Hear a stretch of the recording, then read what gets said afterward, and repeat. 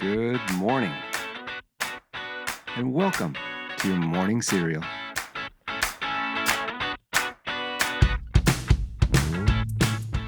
Okay, good morning and welcome to Friday, and believe it or not, welcome to August as well. Now, aside from the fact that Father Time just keeps on ticking by, I do love August, right? We're sending the kids back to school, which is a bit sad, but that means back to a little bit more of a regular routine, regular schedule, and we get football back this month. And it also feels like we're starting to stare down fall a little bit, right? Obviously, those retailers, they're starting to stock for Halloween. Scary. True. Well, speaking of fall, did you know that today is Colorado Day? Fall is incredible in Colorado, first off.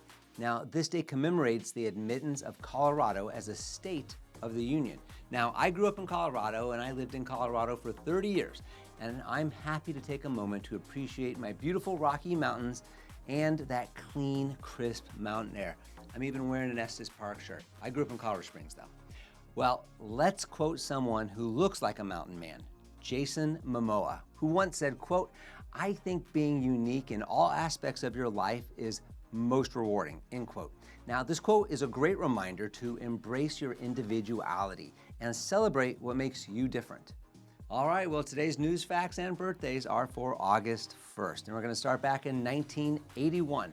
That's when the cable television network, maybe you heard of it, MTV, it debuted. Now, I know you've only heard of that if you're a certain age, but it debuted way back in the 80s, and the very first video that they played was "Video Killed the Radio Star." Talk about irony. All right, well, then in 1987, American boxer Mike Tyson, he was recognized as the undisputed heavyweight champion after defeating Tony Tucker. Well, happy birthday to you if today is your birthday. You share a birthday with Khal Drogo and Aquaman. Actor Jason Momoa, he's 46 today. Chuck D, rapper and Public Enemy frontman, he's 64 today. The lead singer of Def Leppard, Pour Some Sugar on Me, Joe Elliott, he's 65 today. And the late Coolio, who was a rapper and producer, he would have been 61 today. He was born in 1963.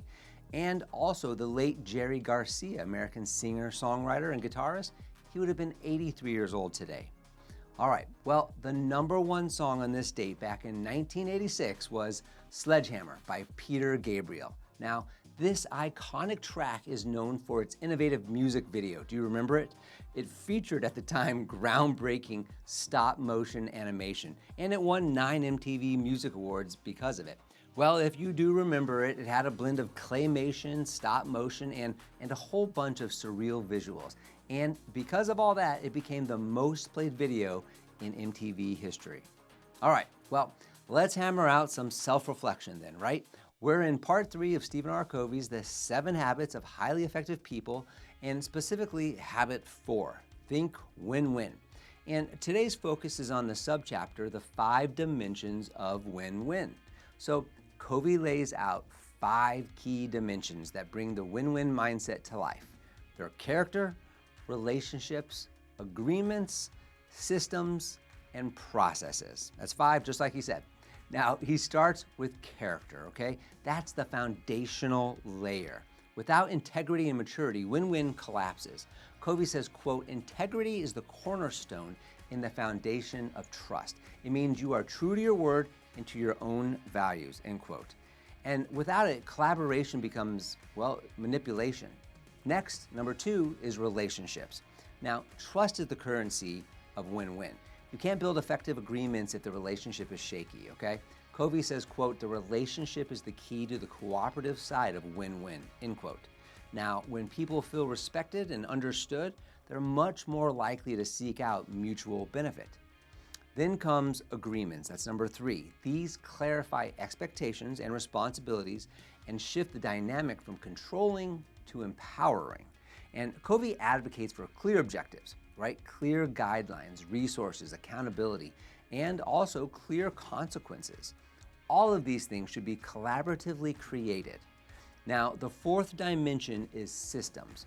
If an organization claims to value cooperation but it rewards competition, win-win, it becomes impossible.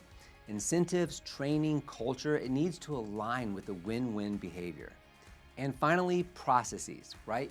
When differences arise, Covey advises seeking to understand first because good processes lead to creative solutions.